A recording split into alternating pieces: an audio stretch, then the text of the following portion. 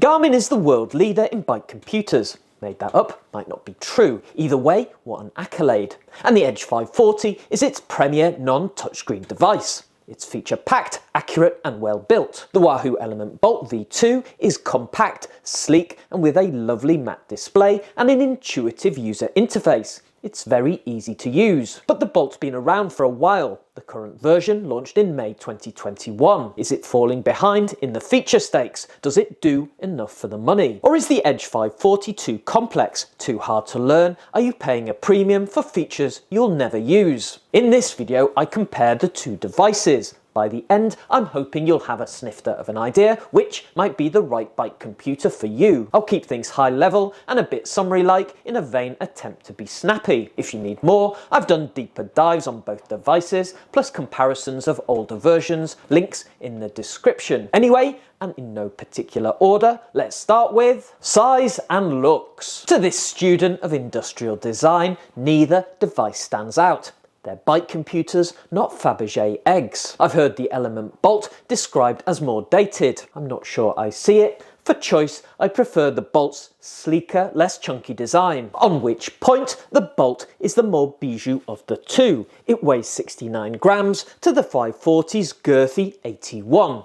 But neither will be the reason you can't conquer that coal. The Bolt has aero pretensions. It slots into its dedicated mount to form a sleek wind tunnel honed underbelly. The 540 fits into whatever Garmin mount you tell it, slamming on the micro air brake. Again, I'd suggest most mammals look closer to home for the main component of their drag coefficient. The Bolt does have a row of LEDs above the screen which can be configured to track various metrics and provide alerts, so if small lights are your thing, Wahoo has you covered. Display. The screen on the Edge 540 is bigger at 2.6 inches diagonally versus the Bolt's 2.2, which is interesting. Maybe because despite the extra space, Garmin sees fit to endow the Edge with just an extra couple of pixels in each axis. If my pseudoscience is correct, please don't write in, that makes the Bolt's display higher definition,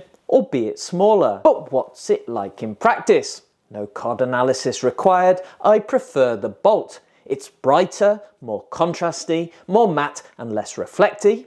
Maybe the same thing, and yes, more defined. To these eyes, all four of them, the Bolt is clearer and easier to read, and it has the biggest font size when you show only one data field. Controls. I also prefer the physical operation of the Bolt, or to be a bit less word salad, the buttons. This ties a little with user interface, which I'll come on to, but I particularly like the three tactile textured buttons on the front face of the Bolt. They're comfortable to reach and easy to press quickly. Their location allows for little labels to be displayed to show their function on any given screen. The Bolt also has a couple of side-mounted buttons, but I use these less frequently whilst riding. The side 540's buttons are all found appropriately enough on the sides of the device. And they're fine, responsive and feedbacky enough. But I find they need a portion of contortion to operate. The buttons on the left, which scroll through the data screens, are a pain to reach while riding, irrespective of which hand I try. Sometimes, whilst trying to get purchase, brace, Brenda, I inadvertently squeeze the button on the other side of the device. So, for me at least, the Bolt wins on buttons. User interface. The ELEMNT BOLT is easier to use. It's more intuitive, quicker to learn and simpler to operate whilst velopeding. But it's easier to use when there is less to use. Profound. Garmin has to deal with the greater breadth of features crammed into the 540. Whilst riding, I prefer the Bolt. The varied splashes of colour across the data screens make a surprising difference, at least for me. The simpler operation requires less concentration. A good thing when you're also trying to steer, pedal and hazard spot. With the Bolt,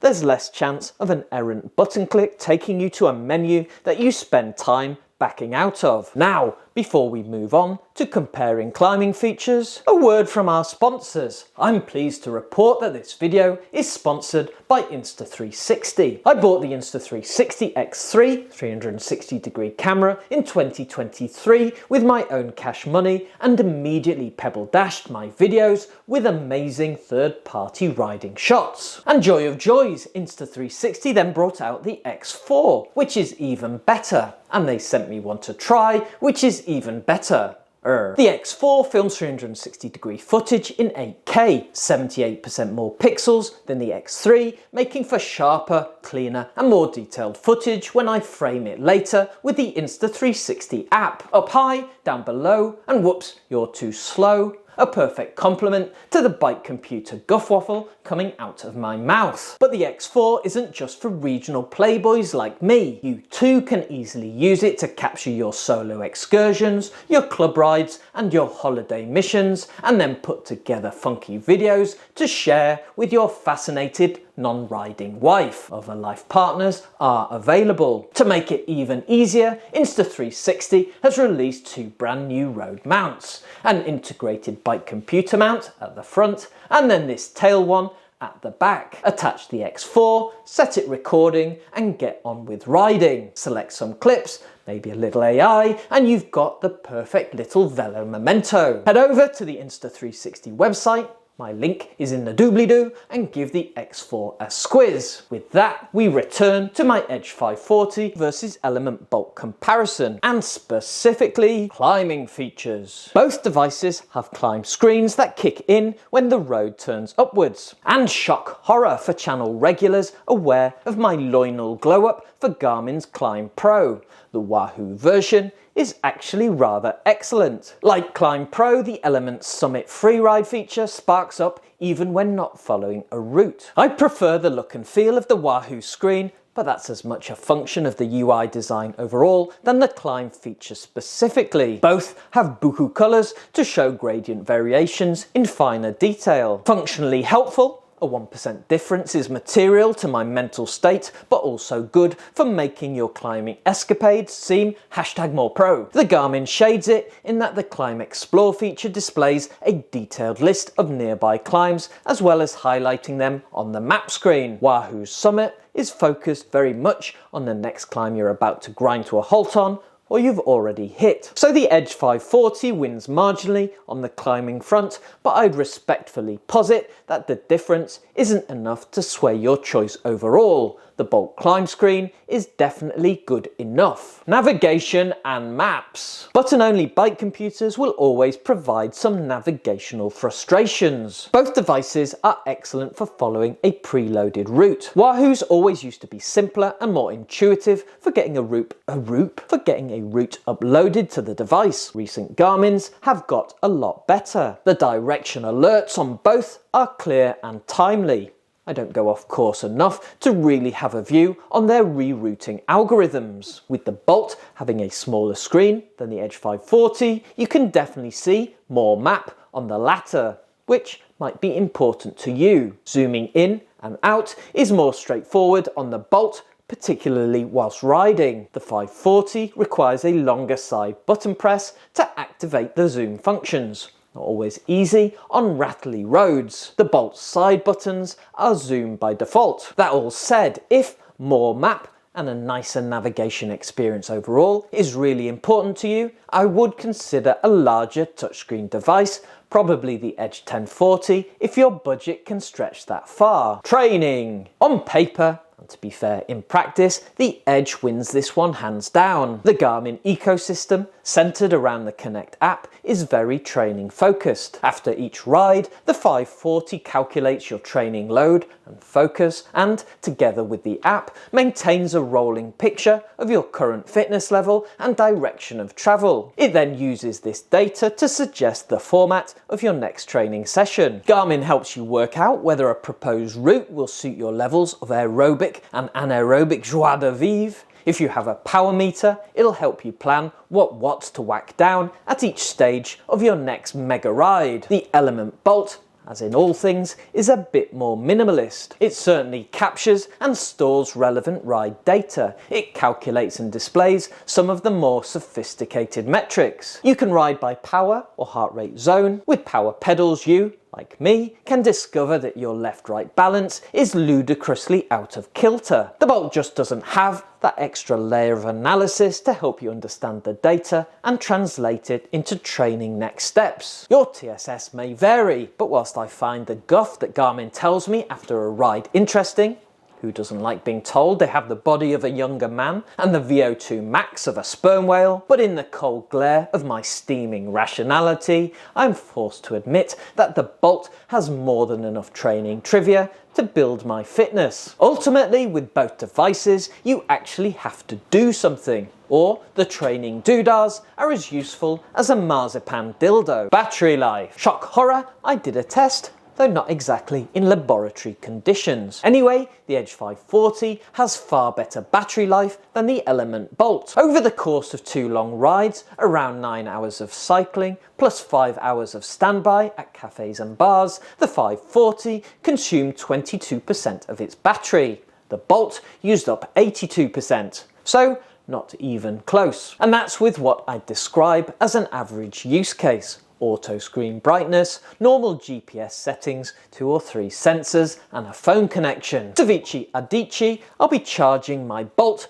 before any more riding. The Edge will be good for at least another 2 days of similar Cat A Pro racing. Now the Bolt's battery is a few years older than my Edge, but in fairness, this non-scientific test is in line with their stated battery lives. Do with this info what you will. It's not a deal breaker for me on the Bolt. There's always a USB-C cable plugged in around the house, but there'll be some that value the extra staying power of the Edge. Oh yes, and there is a solar version of the Edge 540. I don't have it, but I did buy the 840 solar, which is why I didn't buy the 540 version. I posit that unless you live on the surface of the sun, solar is not an option worth paying more for. Mountain biking, which despite me building this absolute weapon, I don't do, so I'll only spend 1,000th of a millisecond on it. The Bolt integrates with trail forks, so Wahoo obviously intend it for use by MTBers. I can't see it lacking any core functions. But surprise, surprise, the Garmin has a few more bells and dropper posts. The 540 features Molto mountain metrics, counting your jumps, rating trail difficulty, measuring your flow. Which sounds nice. Here endeth my section on a subject I'm ill-equipped to talk about. Connectivity and integrations. Have we talked about this? Feels like we have. They're pretty similar. Certainly for my needs. I've not found a device or sensor that I'd reasonably want to connect that isn't compatible with both. Both have Bluetooth and ANT+. Both integrate with all the major apps, Strava, Komoot, Ride with GPS, OnlyFans. Importantly, for the Straverts, both have a dedicated screen that pops up each time you launch control on a favorited segment. If you have a specific left field integration requirement, you'll want to do some more digging. Garmin has its Connect IQ store for third-party apps where Wahoo doesn't. But for the rest of us sheeple, chewing the mainstream cud, there's not much between them on the connectivity front. On which fence sitting brings us to a predictable extra section that I forgot to film. Cost. Editing Monty here, sent from the future to avert disaster. Right now the Edge 540 costs £100 more than the Bolt V2. I'll flash the prices up on the screen. Luckily for the length of this unexpected interlude, no nuanced analysis is required. If you can't see a pressing functional need to get the 540, the value analysis says to save the money and buy the Bolt. Which I guess foreshadows, once again, that predictable conclusion. There's nothing wrong with either the Edge 540 or the Element Bolt V2. Now there's a ringing endorsement. I'd have no problem recommending either one of them. The Bolt is maybe due a replacement, but with Garmin having released the 1050, the 540 is arguably next in line to receive its extra 10. If money is burning a hole in your bidon right now, pick the Element Bolt for simplicity and a great screen. Select the Edge 540 for the whole Garmin ecosystem and a broader feature set. And I've not even mentioned the safety stuff, group ride comms, and road surface alerts. Finally, if your choice depends on whether you can change the icons on the radar display to penises, you'll have to go with the ELEMNT Bolt. You're welcome. Links in the description. Let me know which device you prefer in the comments. Watch this video if you want my more detailed thoughts on the Edge 540.